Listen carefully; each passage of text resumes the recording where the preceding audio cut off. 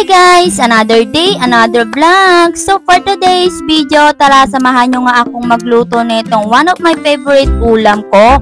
Ito ngang sisig.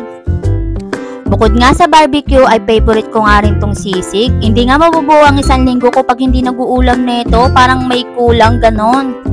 Kaya naman, pag hindi kami nagluluto nito, ay bibili na lang talaga sa labas para lang makatikim netong sisig. Dahil nga hindi talaga buo ang isang linggo ko pag hindi talaga nakakatikim neto. Ewan ko ba, pero ganun talaga yung nararamdaman ko.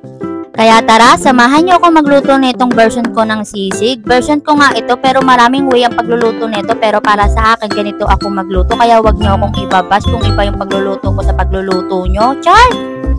Siyempre, uumpisahan muna natin mag-iwa netong garlic, onion at saka nitong siling green. Tinanggal ko nga pala yung mga buto nito dahil nga ayaw nga ng kapatid ko ng maanghang, kaya naman inugasan ko, tinanggal ko yung mga buto nito.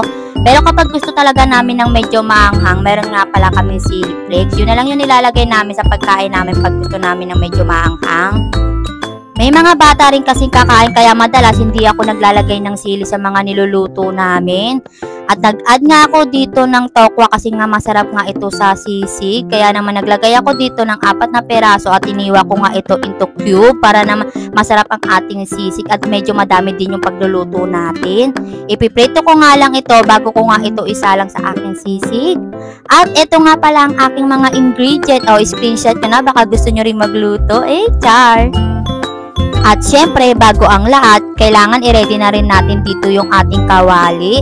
Kailangan make sure natin na mainit yung ating kawali bago natin ilagay itong mantika para hindi magdikit-dikit itong tokwa natin. Hindi naman talaga ito magdidikit kasi nga non-stick nga itong ginamit kong pan.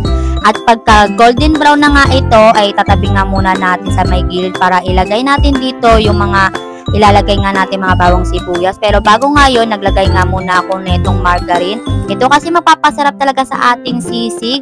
Pwede naman butter pero wala kaming ganon. Kaya naman margarine na lang talaga ang nilagay natin.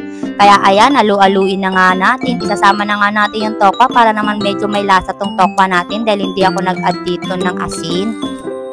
At maya-maya nga lang ng paghahalo ay ilalagay na nga natin dito ang garlic, onion at syempre itong siling green natin. Halu-haluin lang natin ito hanggang sa mag-golden brown at syempre medyo mabango na rin yung ating niluluto. Dito pa lang talaga ay sobrang sarap na talaga ng amoy. Parang gusto ko na talaga ito kainin. Marami naman talagang pwedeng gawin talaga dito sa tokwa na to. Ito pa nga lang parang sisig na. Pwede na talagang maulam. Hinalo-halo ko nga lang ito ng saglit kasi nga baka madurog tong tokwa natin. At maya-maya nga lang ilagay na nga natin itong karne natin. Nilagyan ko nga pala ito ng liver sa loob kaya naman ganito ang itsura nito para naman may lasa-lasa itong karne natin.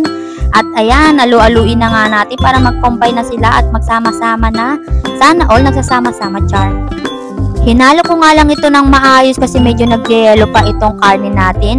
At maya-maya nga lang ilagay na nga natin itong pamintang powder, liquid seasoning. Ang sarap nito, ang bango. Magic sarap. Ano pa ba? Mayonnaise. Ang tagal. Mayonnaise, itong oyster sauce. Dalawa nga pala hinilagay ko para medyo masarap din. Ang tagal naman, hinihingal na ako. At naglagay ako dito ng kalamansi para medyo maasim din. At ayan, halu-haluin na nga natin. Dandahan lang talaga yung paghahalo ko nito kasi natatakot ako madurog tong tokwa. Pangit naman kasi kung madudurog yung tokwa natin. At maya-maya lang naglagay na rin ako dito ng 2 itlog. At halu-haluin lang natin yan hanggang sa maluto nga. Habang nagluluto nga ako dito ay sumisigaw na nga yung kapatid ko. Ang bango-bango daw. Ano ba daw ang ulam namin? Ay, sisig lang naman ang ulam natin for today's video pero walang mag-extra rice dahil ito lang naman ang ating ulam. At ito na nga yung naluto, medyo nagmantika siya dahil nga sa kanya rin siguro. So hanggang dito na nga lang ang aking vlog. Don't forget to follow and subscribe sa YouTube channel and Facebook page. Thank you for watching.